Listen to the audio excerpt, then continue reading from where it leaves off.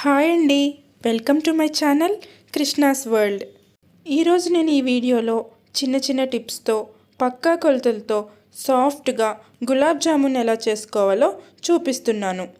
అసలు వంట రాని వాళ్ళు కూడా ఈ గులాబ్ జామున్ని చాలా పర్ఫెక్ట్గా చాలా సాఫ్ట్గా చేయొచ్చు. మీరు కూడా ఇదే విధంగా ఒక్కసారి ట్రై చేయండి. ముందుగా ఒక మిక్సింగ్ బౌల్ తీసుకుని దానిలోనికి గులాబ్ జామున్ మిక్స్ తీసుకోవాలి. నేను ఇక్కడ ఎంటీఆర్ గులాబ్ జామున్ మిక్స్ని తీసుకున్నాను. నేను తీసుకున్న కప్పుతో 2 కప్స్ గులాబ్ జామున్ మిక్స్ అయింది. దీన్ని మిక్సింగ్ బౌల్లోకి తీసుకుని బాగా కలుపుకొని దీనిలోనికి కొంచెం కొంచెం వాటర్ వేసుకుంటూ బాగా కలుపుకోవాలి. మరీ గట్టిగా కాకుండా స్మూత్గా వేళ్ళతోనే కలుపుకోవాలి. చపాతీ పిండిలా గట్టిగా కలిపినట్టయితే గులాబ్ జామున్లు లోపలంతా గట్టిగా ఉంటాయి.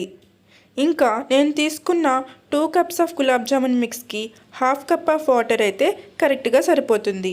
దీనిలోనికి కొంచెం నెయ్యి వేసి బాగా కలుపుకొని పక్కన పెట్టుకోవాలి.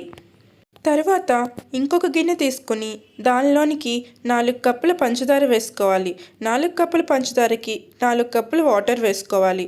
మనం 2 కప్పుల పిండి తీసుకున్నాం కాబట్టి 4 కప్పుల పంచదార అయితే బాగా ఉంటుంది. తర్వాత దీన్ని స్టవ్ మీద పెట్టుకుని పంచదార కరిగేంత వరకు బాగా కలుపుకోవాలి. ఒకవేళ పాకం తక్కువగా కావాలనుకునే వాళ్ళు ఇంకొంచెం పంచదారని తక్కువ తీసుకోవచ్చు. పంచదార అంతా బాగా కరిగి ఒక 10 నిమిషాల పాటు బాగా మరిగిన తర్వాత దీనిలోనికి కొంచెం ఇలాచీ పౌడర్ని కూడా యాడ్ చేసుకోవాలి. ఇదే దానిలోనికి కొంచెం నిమ్మరసం కూడా యాడ్ చేసుకోవాలి. నిమ్మరసం యాడ్ చేసుకోవడం వల్ల షుగర్ క్రిస్టల్స్గా ఫామ్ అవ్వకుండా ఉంటుంది. ముందుగా కలిపి పెట్టుకున్న పిండిని తీసుకుని చిన్న చిన్నగా ఉండలుగా చేసుకుంటూ గులాబ్ జాములను తయారు చేసుకోవాలి. పిండిని ఇలా కొంచెంగా తీసుకుని దానిని కొంచెం వత్తి మళ్ళీ రౌండ్గా చేసుకోవడం వల్ల గులాబ్ జాములు చాలా సాఫ్ట్గా క్రాక్స్ లేకుండా వస్తాయి. ఇలా కొంచెం కొంచెం పిండి తీసుకుంటూ గులాబ్ జామున్లన్నీ రెడీ చేసుకోవాలి. చేతికి కొంచెంగా నెయ్యి రాసుకుంటూ గులాబ్ జాములన్నిటినీ చేసుకోవాలి. ఇలా పిండినంతా చిన్న చిన్న బాల్స్గా చేసుకున్న తర్వాత స్టవ్ ఆన్ చేసుకుని ఒక ప్యాన్ పెట్టుకుని డీప్ ఫ్రైకి సరిపడా ఆయిల్ వేసుకోవాలి. ఆయిల్ బాగా వేడైన తర్వాత దీనిలోనికి మనం ముందుగా ప్రిపేర్ చేసుకున్న బాల్స్ని వేసుకోవాలి. ఆయిల్ బాగా ఓవర్ హీట్ కాకుండా మీడియం హీట్లో ఉండేటట్టు చూసుకోవాలి. స్టవ్ను కూడా లో టు మీడియం ఫ్లేమ్లో పెట్టుకుని ఈ గులాబ్ జామున్ని ప్రిపేర్ చేసుకోవాలి. మరీ హై ఫ్లేమ్లో పెట్టుకున్న ఓవర్ హీట్ ఆయిల్లో వేసుకున్న గులాబ్ జామున్లు క్రాక్స్ వస్తాయి. ఇంకా పైన మాత్రమే కలర్ వచ్చి లోపలంతా గట్టిగా ఉండిపోతుంది.